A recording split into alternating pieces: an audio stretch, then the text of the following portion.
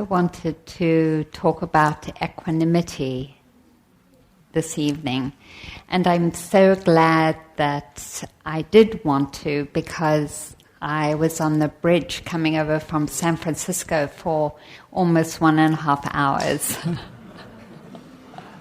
And it was such a good support to know that I could not let my mind go into reactivity because I was going to talk about equanimity.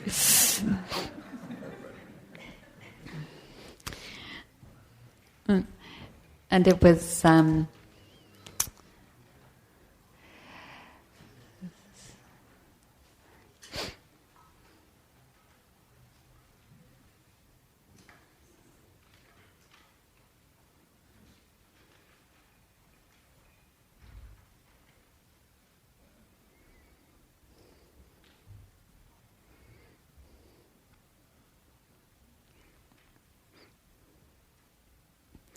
so I wanted to begin actually with two stories or experiences that were a teaching for me around equanimity, and they're both around our bodies and health. And one was the support group that I was part of for a while after I had back surgery, and the prognosis I had after my back surgery wasn't very good. And so I was in the support group where most people were in wheelchairs.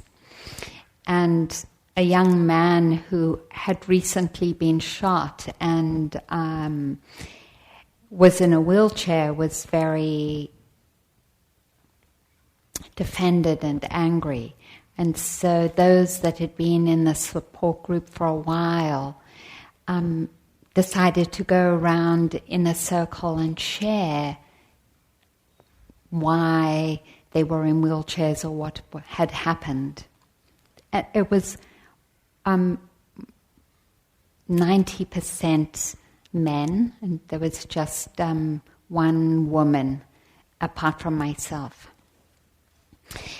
And this man, one of the men, said, while I was in a car accident in my 20s, he probably was in his late 30s.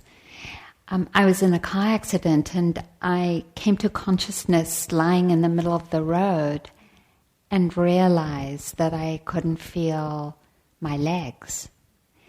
And in that moment, I knew that I was going to begin a totally different life. I didn't feel sad and I didn't feel angry or reactive. I just knew that I was going to learn different things and live differently. And I was so moved by that profound opening. And something very similar happened with my teacher, Ruth Dennison.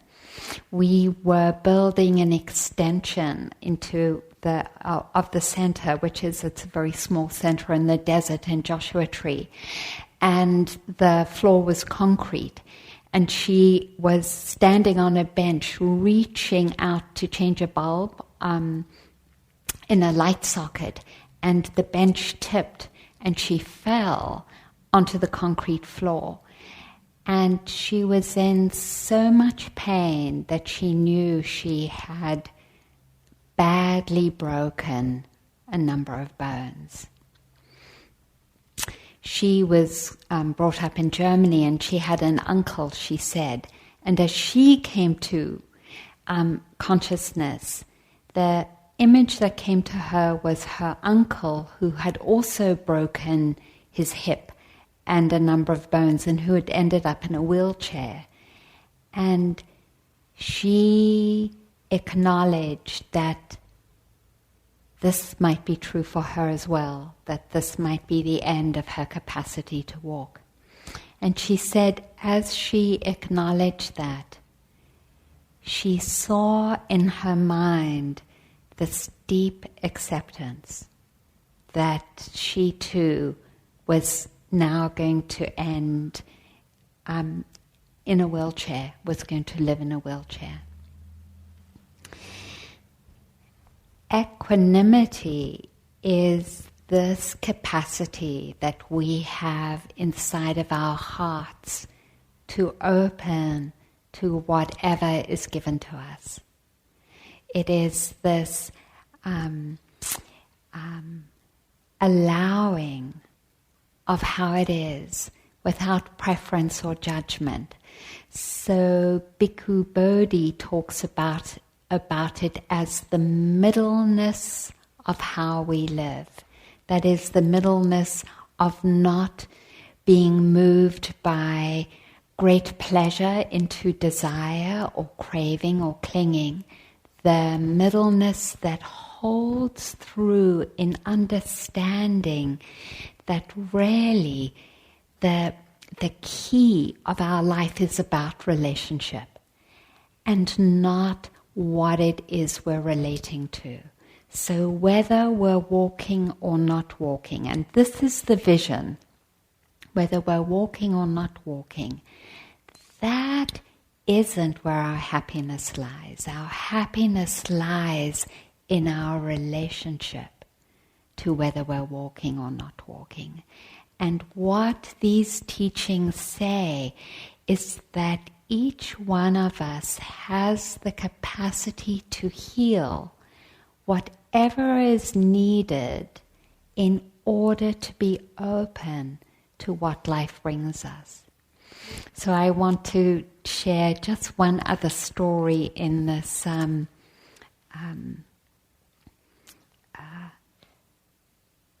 expression of equanimity, and that is my first spiritual teacher was Evelyn Eaton, a part indigenous pipe carrier, indigenous woman that lived in Lone Pine, California. She died in the mid-90s. And this was at a Native American Indian medicine wheel gathering, and it was the first time I met her, actually. I thought it was some kind of herbal gathering, and because I have trained initially in landscape gardening, I thought, oh, they'll have some nice herbs there. But it ended up being totally different. So my partner and I were wandering around, and we came across this circle. And there was this kind of strange-looking woman because she was wearing a twin set with pearls and a plaid skirt, so very traditional clothing, and had this pipe. And there was really quite an incredible energy in both how she was holding her pipe. I don't know if you've been in a pipe ceremony, but you draw on the smoke and then you blow it in blessings for the directions before you continue with your ceremony. And she was blowing the smoke, and the smoke was in perfect round bubbles of smoke. And there was an amazing energy, so we stopped.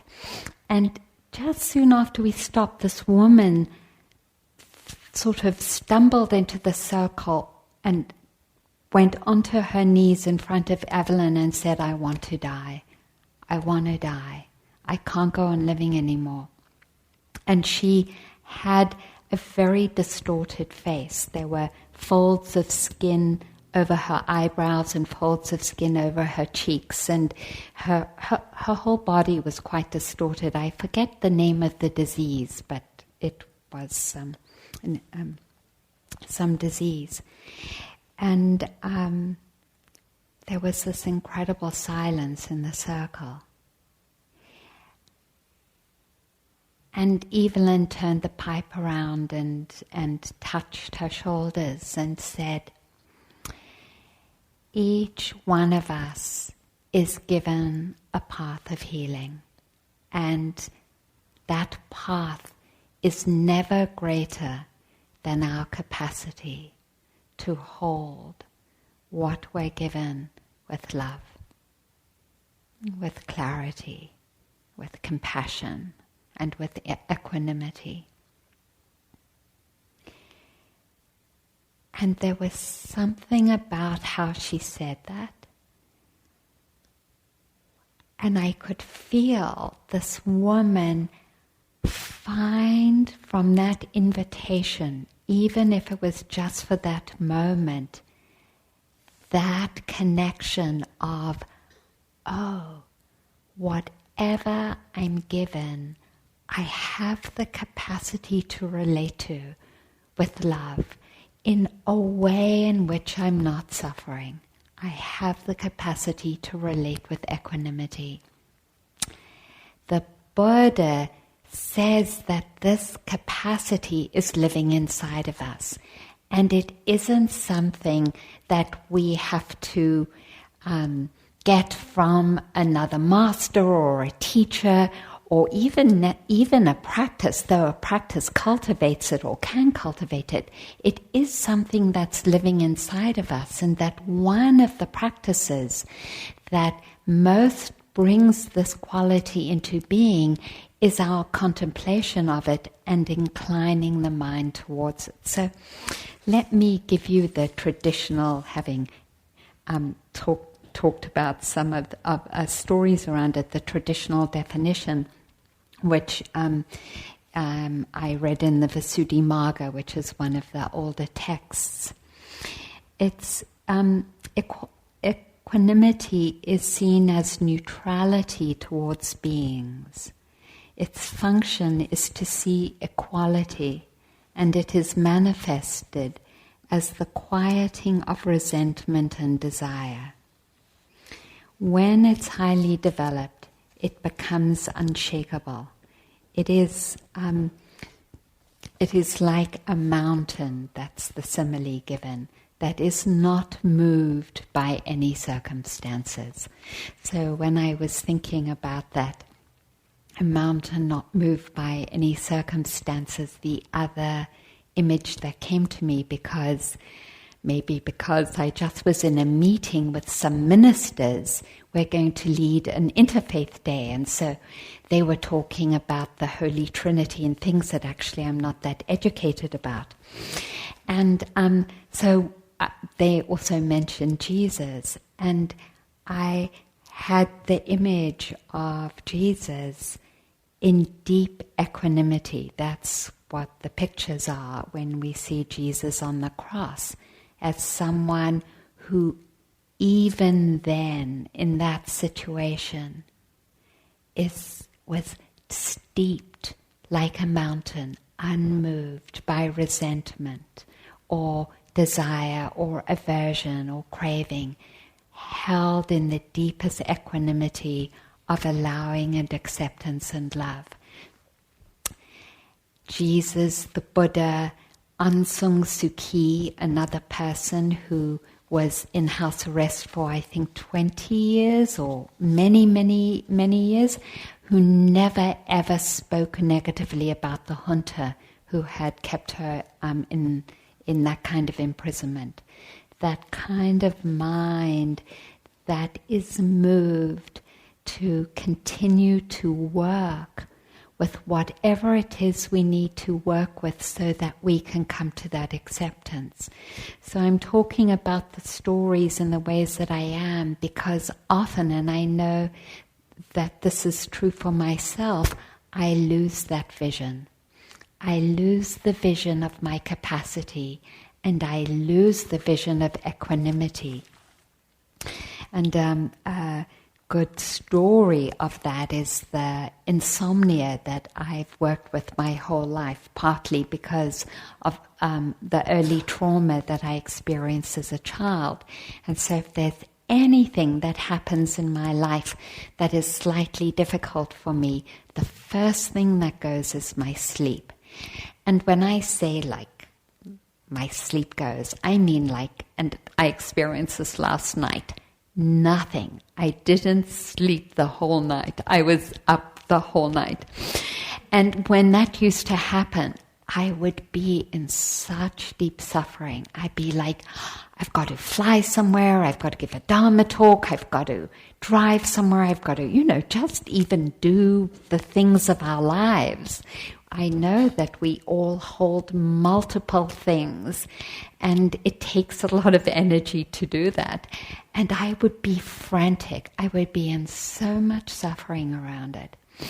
And it was the suffering that actually challenged me to find a path. And that's what the Buddha says about all the beautiful qualities of mind and the actual practice of liberation, which is that it's our finally acknowledging and not resisting the suffering that we're experiencing in our lives that brings us to the path and says, how do I find a way? How do I find a way? Because I can't keep doing this. It just isn't working. And I tried everything. I tried sleeping pills and this thing and that thing and everything.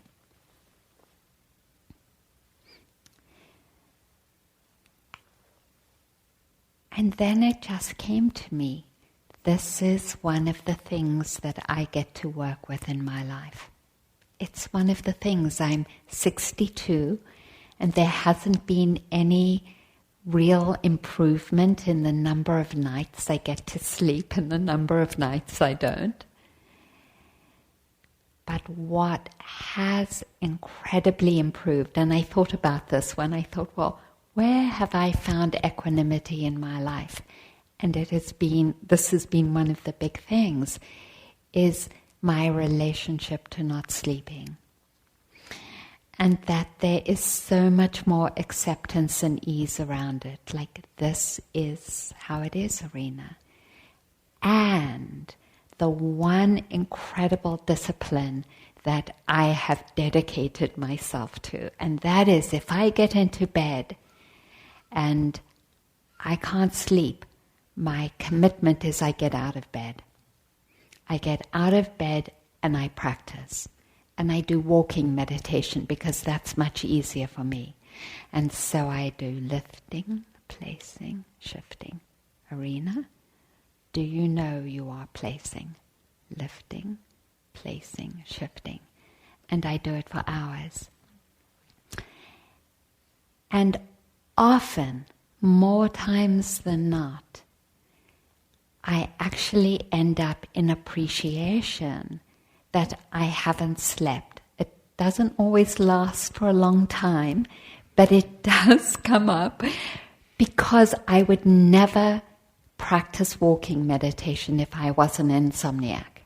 I mean, I meditate, I sit, but I don't do slow walking.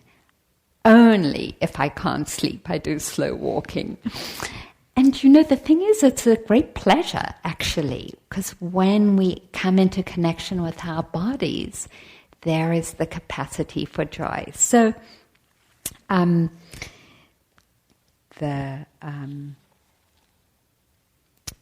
this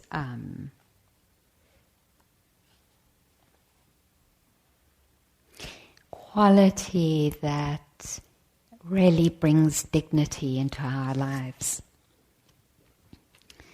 Let me see.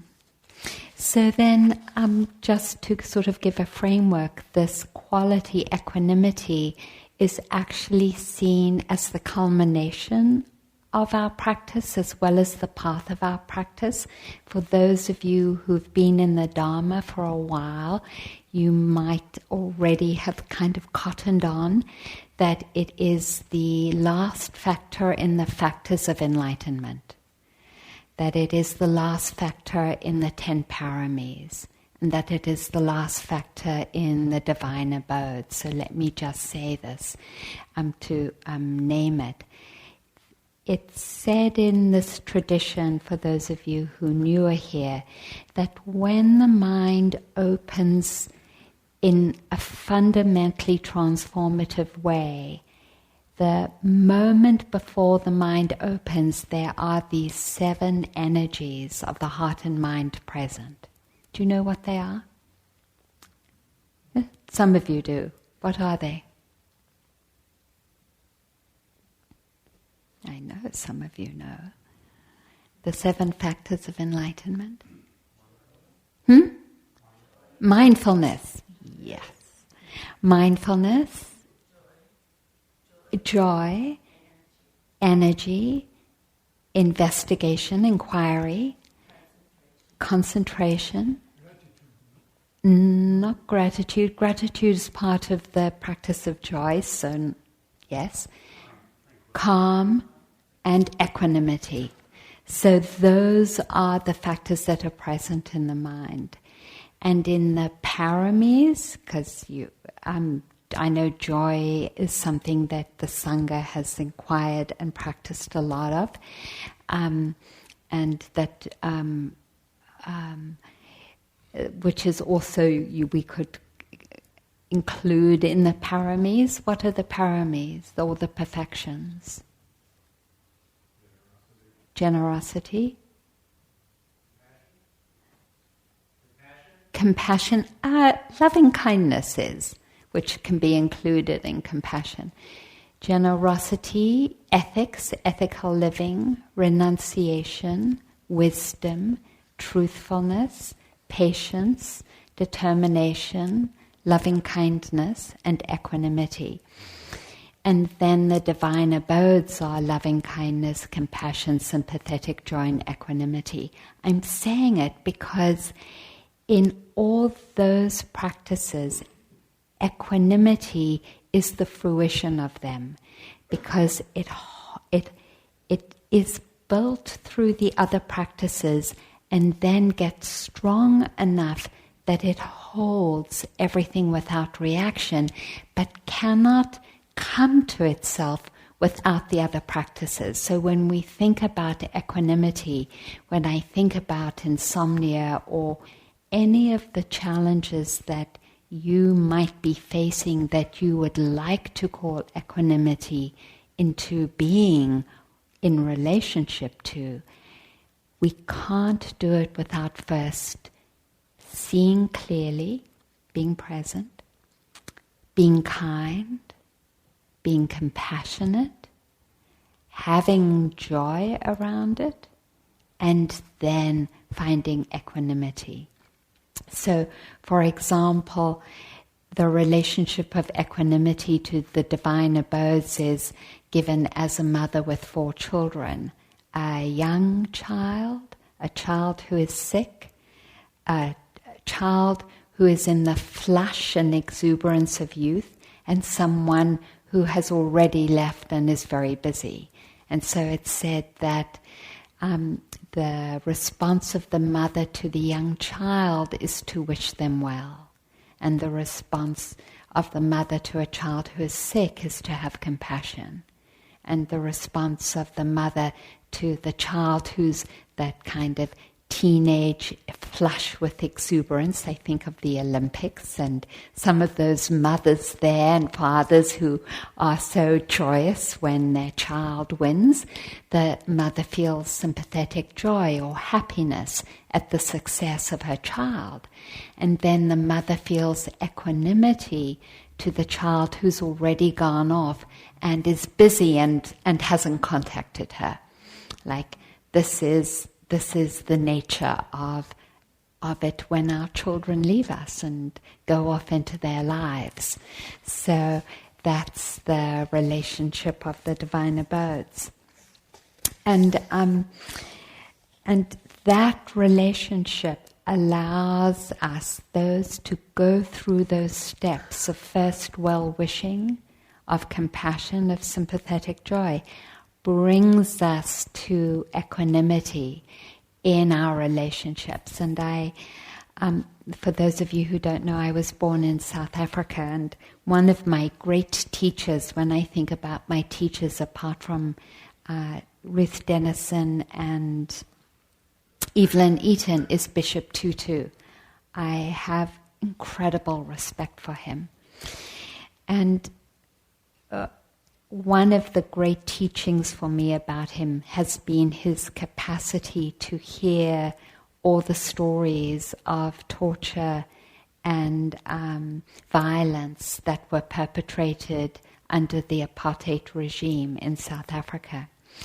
And I don't know if you know what they did in the Truth and Reconciliation Commission, but they went from town to town to town to town and heard the stories of people. And have you heard him speak? Because he is incredibly open-hearted and full of joy. And I think about how is it possible to hold those kind of stories in an ongoing way and to meet the people who've experienced them and to feel the joy that he communicates so beautifully.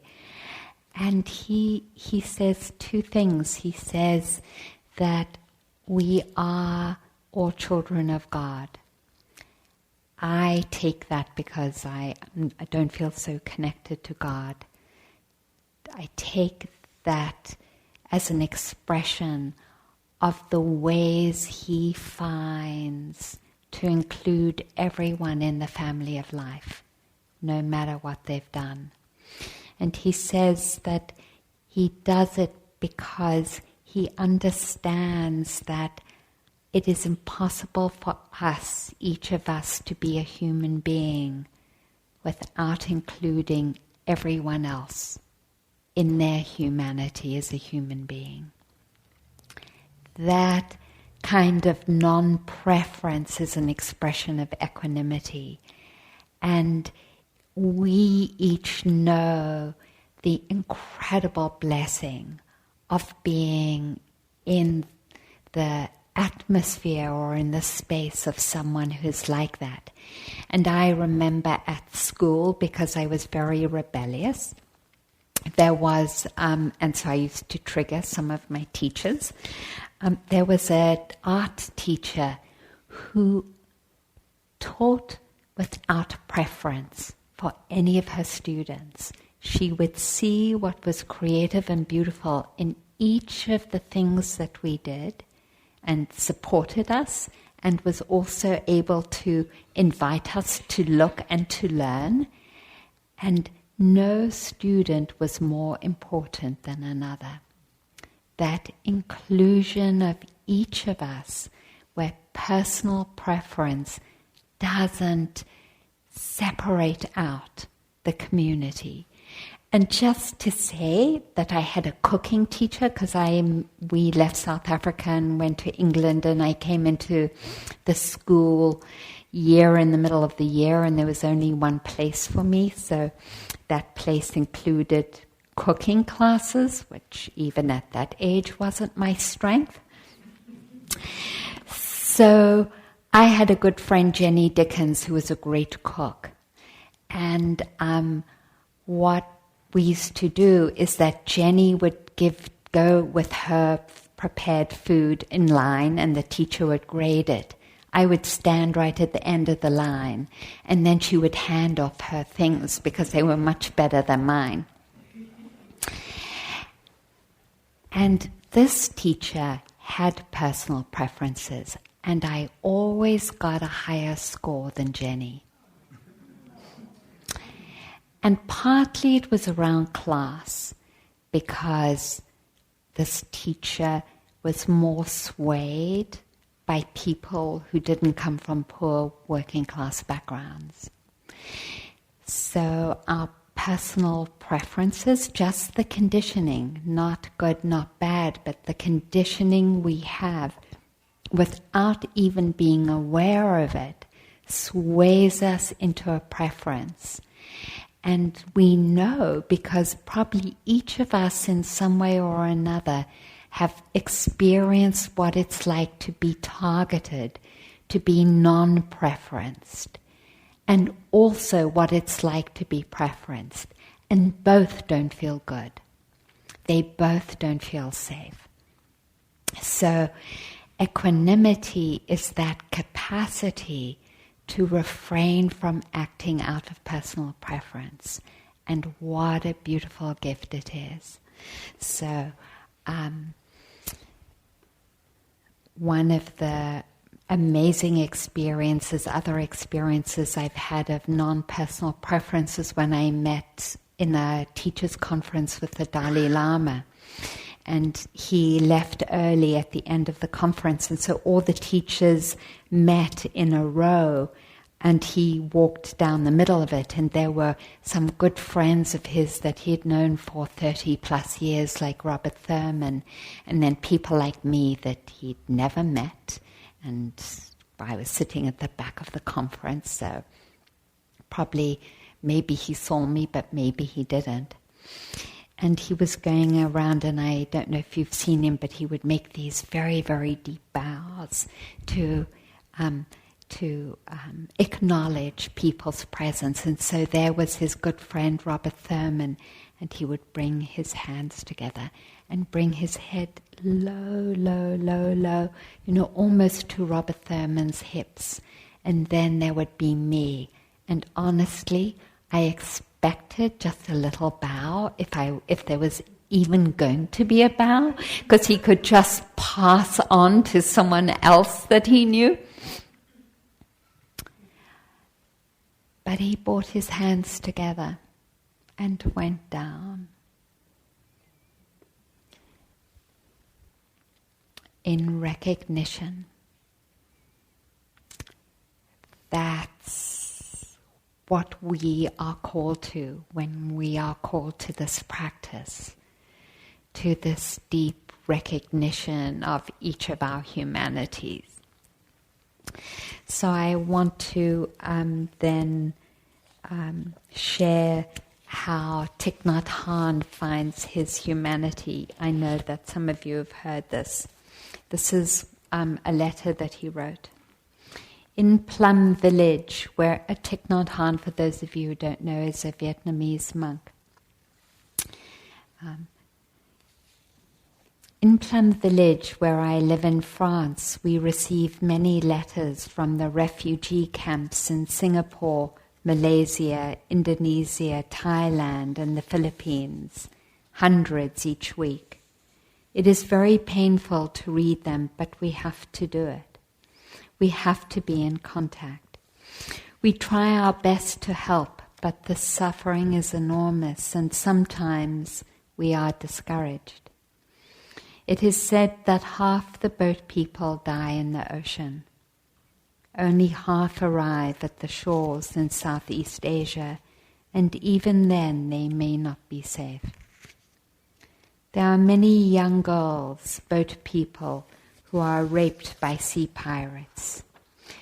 Even though the United Nations and many countries try to help the government of Thailand prevent that kind of piracy, sea pirates continue to inflict much suffering on the refugees. One day we received a letter telling us about a young girl on a small boat who was raped by a Thai pirate. She was only 12 and she jumped into the ocean and drowned herself. When you learn of something like that, you get angry at the pirates. You naturally take the side of the girl. As you look more deeply, you will see it differently. If you take the side of the little girl, then it is easy. You only have to take a gun and shoot the pirate. But we cannot do that. In my meditation, I saw that if I'd been born in the village of the pirate, and raised in the same conditions as he was, there is a great likelihood that I would become a pirate. I saw that many babies are born along the Gulf of Siam, hundreds every day, and if we educators, social workers, politicians, and others do not do something about the situation, in 25 years a number of them will be sea pirates. That is certain. If you or I were born today in those fishing villages, we may become sea pirates in 25 years. If you take a gun and shoot the pirate, all of us are to some extent responsible for the state of affairs. After a long meditation, I wrote this poem. In it, there are 3 people: the 12-year-old girl, the pirate, and me. can we look at each other and recognize ourselves in each other? The tide of the poem is, please call me by my true names, because I have so many names. When I hear one of these names, I have to say yes. Do not say that I'll depart tomorrow, because even today I still arrive. Look deeply. I arrive in every second to be a bud on a spring branch, to be a tiny bird with wings still fragile, learning to sing in my new nest, to be a caterpillar in the heart of a flower, to be a jewel hiding itself in a stone.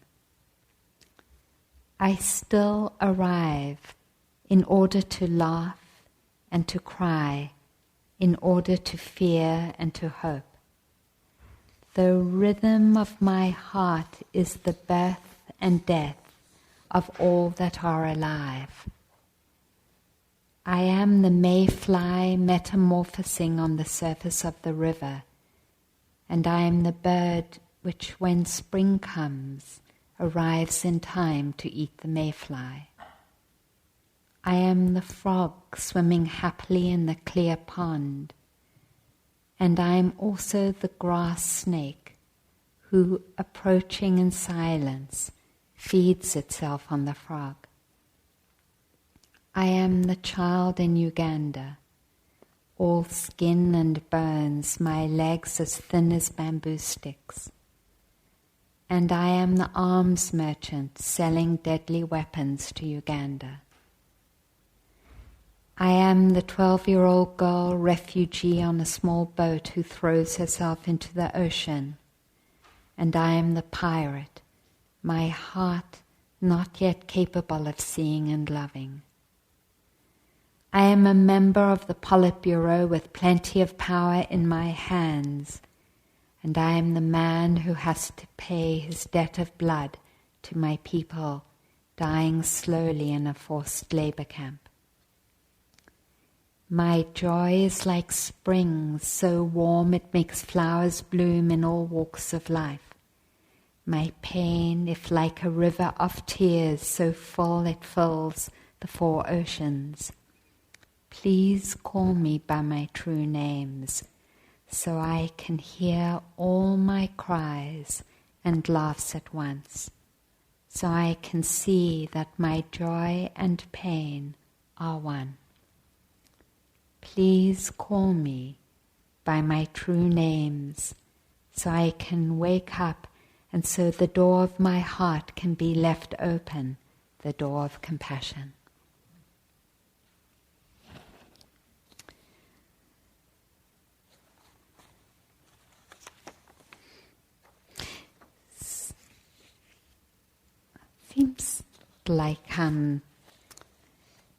Seems like a lot. I feel like that's a lot, and I could go on, but I would like to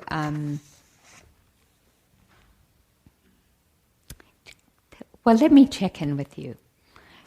Should we end here and move into a sharing, or it's coming on for 10 past, or do you feel ready for sharing, or would you like me to continue? I can continue a little bit longer.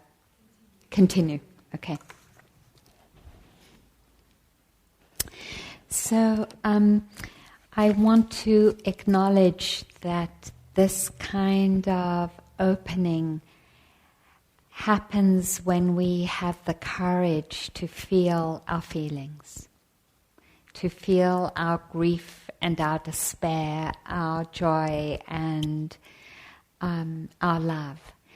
And I love the Olympics. I was watching the Olympics the other day, and I don't know if any of you noticed the male gymnast team. There was a young Cuban man who was part of it, and he had performed really beautifully on the trials along with most of the other team members. and had made a couple of really horrible mistakes, so that the team fell from first place to like seventh or something. They just lost some very big scores. And you could see him sitting on the chair, struggling not to cry. And I was like, why? Why is it not okay to cry? I can only imagine the hours and hours and hours and hours that these young men put into getting to the Olympics, and the profound disappointment in losing it. And yet it wasn't okay to cry. And it was such a symbol to me of the ways our culture doesn't allow us to feel what we're feeling. And I was just talking to a student today who is an executive director of a Dharma center. And the guiding teacher had come to her and had expressed some frustration to her. And she had felt bad. She had felt bad about it. And our whole conversation, an hour of it really, was to let it be okay that she felt bad. That she felt that it triggered some of her own feelings of inadequacy, that she wasn't good enough, that she didn't do the job as well as this teacher had wanted her to. That does it sound familiar? And that it wasn't okay for her to feel the feelings that she was feeling. And partly because we have a spiritual practice, and the ways that we understand equanimity is that we want to shortchange the process and get to equanimity without actually going through the journey of feeling the feelings that we feel. It takes great courage, actually, to even be vulnerable to ourselves and to feel our own feelings, let alone to be vulnerable and to share them with each other. That's just the nature of it. This path of equanimity is a path that actually asks us to be where we are and to bow down to it. It is in that relationship that there is a healing. I am sure if that young man had cried and there had been someone who had given her or his shoulder to him, the healing would have happened much more quickly. So this path is about allowing ourselves to feel what we're feeling, and to say that in a culture that is structured to not recognize our dignity and our humanity often, it is a radical act to allow ourselves to feel our humanity in the ways that we do. So that is the contribution to that. And then maybe to say, that's it.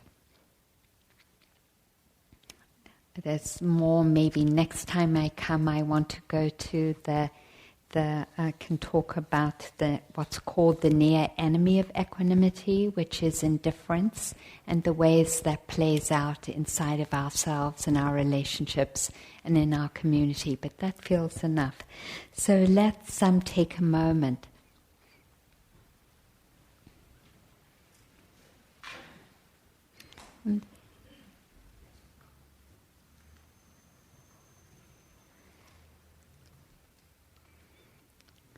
Take a moment to feel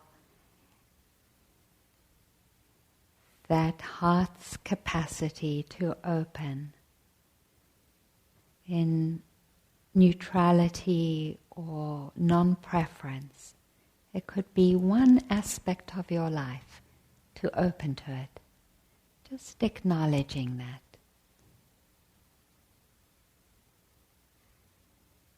And then if you would, to acknowledge one place that is in resistance, that is being defended. And see if it's possible to allow this too. Equanimity can open to this as well. I am a human being learning on this path.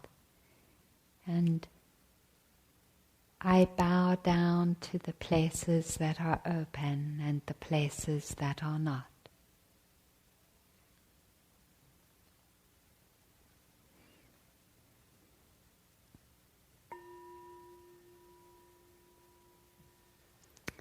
Thank you.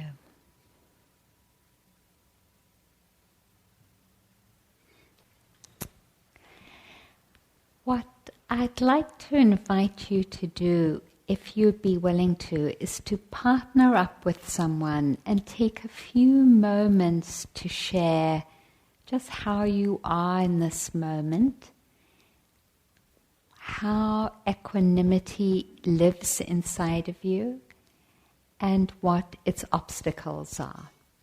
So just 4 minutes each. If you can do it with someone that you don't know, that might be just nicer. So turn to someone, introduce yourself.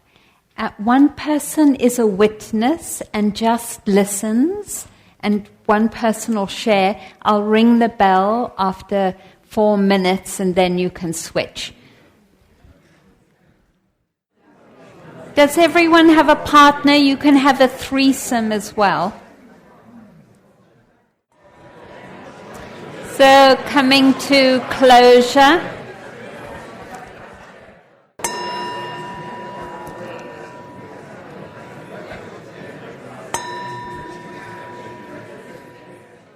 Thank you for that. So how was that? It was good. Excellent. Was anything, a new learning? Did some kind of learning come out of it? Could you share that? Oh, where is the... Oh, great. Oh, yeah. So, yeah.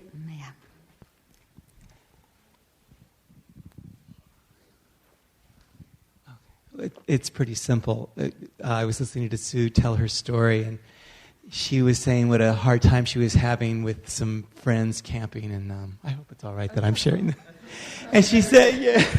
And she said, I finally got to just, doing metta, and, and it really kind of started to shift. And it's like, God, what a great thing. I said, how fabulous you thought of that, to do that. I mean, when I get stuck like what she was describing, it's like, that isn't what comes to my mind.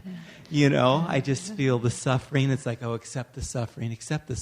But, how about that one step further and start sending, loving kindness to myself, and just the thought of compassion, just the thought of it. Yeah. What a wonderful path to start on, how far I go on it. Thank you. Thank you for being moved. Thank you for your sharing and practice. It's beautiful.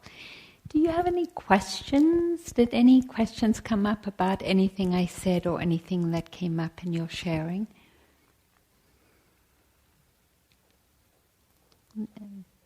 Did it make sense? Yeah. Yes.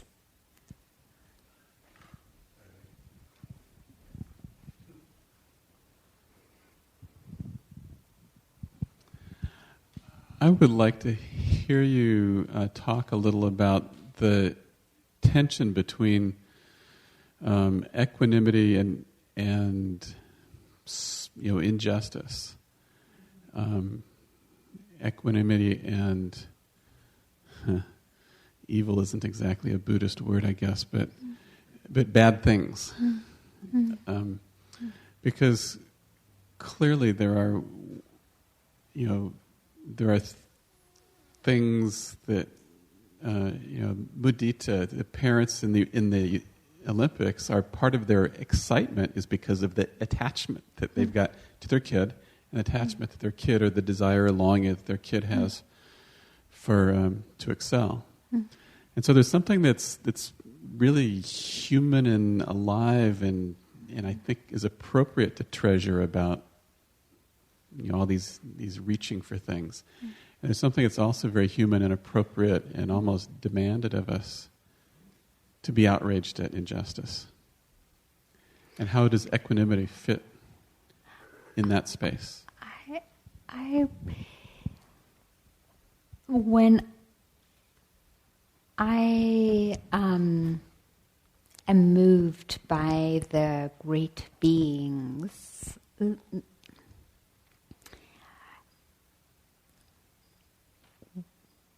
what I find in my own heart is a capacity to allow the injustice in a way in which I feel connected, just like the Thich Nhat Hanh poem, and therefore active. That outrage often disconnects us, and when we're disconnected and not in relationship, we're at our least empowered. So why equanimity is considered a fruition is because it holds love through and in ignorance, the ignorance of injustice. So I was going to talk about the recent killing that happened in Colorado.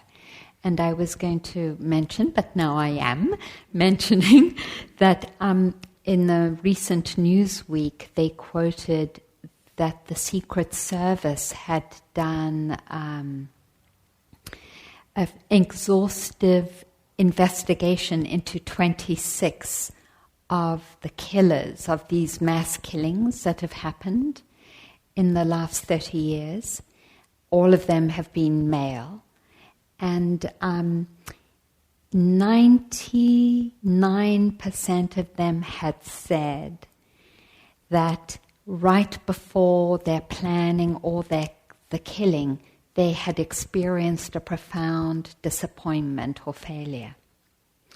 And I'm just saying that as the conditions and grounds for how we stay connected to something that seems impossible to connect to. We stay connected because even they experienced the kinds of disappointments and failures that we have and didn't have the blessings of the strength to hold them. And that the violence is an expression of our social incapacity, not individual incapacity, but the way this culture or cultures are structured that don't allow us to open to and hold the great failures and losses of being a human being. And when that gets distorted, it gets distorted into a rage. So I had written down here this was the guy, and I'll just say this and then end because it's 9:30. I wanted to, because I feel so I felt so really moved by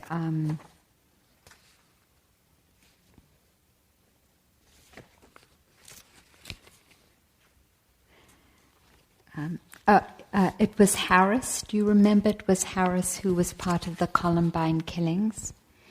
And he'd written in his diary, "You know what I hate?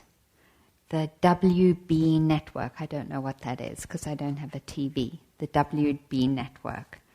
Mother Mary of God Almighty, I hate that channel with all my heart and soul, and I have a goal to destroy as much as possible. This is a 16-year-old.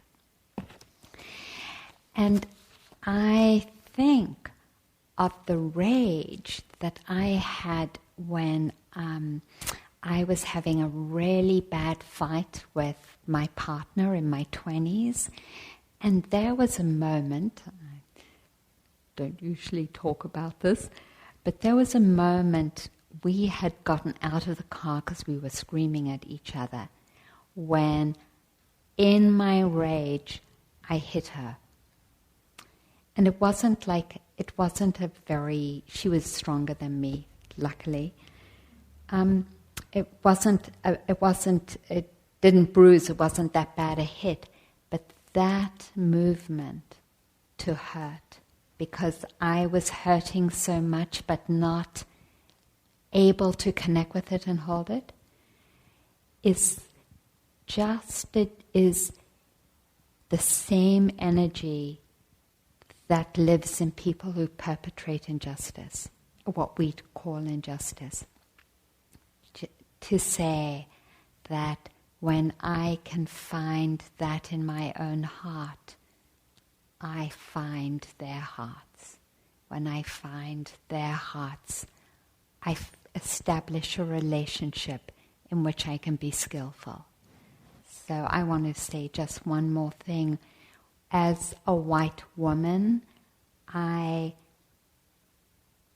I've been living here in Oakland for a number of years. Well, I don't live here, I live in San Francisco, but I spend a lot of time here, and I did live here. And it took me a while to acknowledge my indifference to the killing of so many people of color youth by the police. And in exploring my white privilege with caring and kindness, I saw that my comfort as a white woman enabled me not to open to that particular suffering. And as I have opened, so I've become more active in addressing police violence. Just to say that we cannot be activists unless we're in relationship. They are synonymous. To be in relationship means to live with an open heart. To live with an open heart means to commit to a spiritual, social, political practice. Or on all levels, that's what it's just saying. An open heart on the individual level, on the interpersonal, social, and cultural. Because if we leave one out, it means that there is a place that is unexplored and distorted. So that's a whole nother Dharma talk. Let me end by expressing my appreciation to you for your presence, for your practice, and for your listening.